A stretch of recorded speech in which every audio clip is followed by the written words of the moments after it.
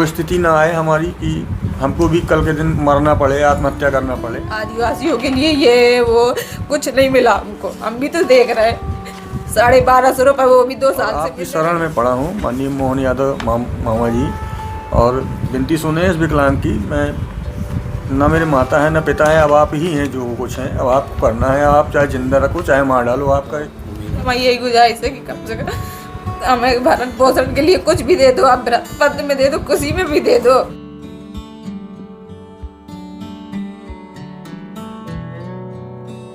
अंशुल का संघर्ष, हौसले से भरी दर्द की दास्तां। ये कहानी है छतरपुर जिले के परसनिया गांव की, एक ऐसे आदिवासी परिवार की जिसके हिस्से में शायद खुशियों की कोई लकीर लिखी ही नहीं गई। लगभग 1 दशक से यह परिवार जिंदगी से नहीं बल्कि जिंदगी के हर इम्तिहान से लड़ रहा है।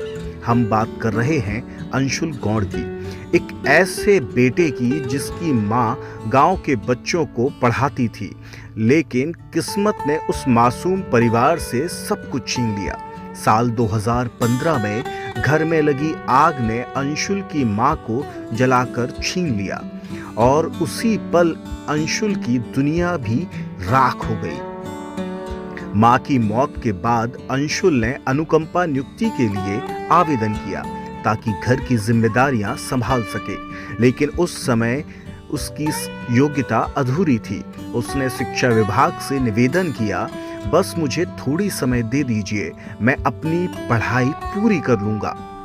समय बीता, उसने पढ़ाई पूरी की, हिम्मत जुटाई और फिर दोबारा आवेदन किया, लेकिन जवाब मिला, आपको अनुकंपा नियुक्ति नहीं मिल सकती, आपने पहले ही 1 लाख रुपए ले लिए थे। अंशुल ने कभी यह पैसे चाहे भी नहीं थे और उस समय के डीईओ के पत्र में भी साफ लिखा था कि उसने किसी भी प्रकार की राशि अनुकंपा नियुक्ति के बदले में लेने से इनकार किया था। फिर भी सिर्फ उस 1 लाख के बहाने शिक्षा विभाग ने उसकी उम्मीदों को हमेशा के लिए फाइलों में दबा दिया। लेकिन जिंदगी का जुल्म यहीं खत्म नहीं हुआ। साल 2019 में एक सड़क हादसे में अंशुल के जीवन को पूरी तरह बदल दिया। इस दर्दनाक एक्सीडेंट में अंशुल दोनों पैरों और एक हाथ से दिव्यांग हो गया। लंबे इलाज के बाद भी आज वो पूरी तरह ठीक नहीं हो पाया और अब आर्थिक तंगी के कारण इलाज भी बंद है। फिर भी अंशुल अकेला नहीं है। उसकी सबसे बड़ी ताकत है उसकी पत्नी पिंकी, जो पिछले 6 सालों से उसे गोद में उठाकर सरकारी दफ्तरों के सैकड़ों चक्कर लगा चुकी है। कभी भोपाल, कभी कलेक्टर ऑफिस, कभी शिक्षा विभाग, कभी किसी मंत्री से मुलाकात की आस में दरवाजे खटखटाए, पर हर जगह बस फाइलें पलटती रही, जवाब नहीं मिला। जब ज्योति मौर्य जैसी कहानियां सुर्खियां बनती हैं, जहां पत्नियां अपने पति को छोड़ देती हैं, वहां मेरी पत्नी मेरे लिए एक आदर्श है। वो आज भी मेरे हर कदम पर, हर मुसीबत में मेरे साथ खड़ी है। अंशुल की आंखों से बहते आंसू और आवाज में टूटा हुआ भरोसा। अंशुल की 3 बहनें हैं। कर्ज लेकर एक की शादी कर चुका है, लेकिन 2 बहनों की शादी आज भी उसके सर पर अधूरी जिम्मेदारी बनकर खड़ी है।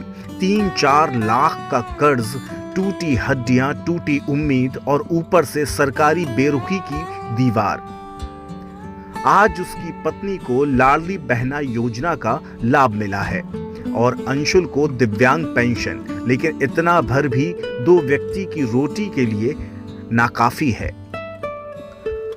घर के हालात बताते हुए जब पिंकी बोलती है तो उसकी आवाज कांपती नहीं, टूट जाती है और अंशुल बस खामोश बैठा रहता है, आंखों में वो सवाल लिए जो किसी अधिकारी ने अब तक सुना ही नहीं। अंशुल की यही गुहार है, सरकार मुझे बस उसी पद पर अनुकंपा नियुक्ति दे दे जिसके लिए मैं पात्र हूं, ताकि मैं अपने पैरों पर खड़ा हो सकूं, अपनी बहनों की शादी कर सकूं और अपनी पत्नी का कर्ज चुका सकूं। वो बार बार मुख्यमंत्री और जिला कलेक्टर से मदद की विनती कर चुका है, लेकिन अब उसके सब्र का बांध टूटता जा रहा है। उसका कहना है, अगर अब भी सुनवाई नहीं हुई तो शायद हम जैसे लोगों के पास आखिरी रास्ता सिर्फ मौत ही बचेगा। एक आदिवासी युवक की यह कहानी केवल उसकी नहीं, यह उस व्यवस्था का आईना है जो फाइलों के नीचे इंसानों के जज्बात दबा देती है, और उस पत्नी की गवाही है जिसने अपने पति को कभी बोझ नहीं बल्कि अपनी जिंदगी का मकसद समझा।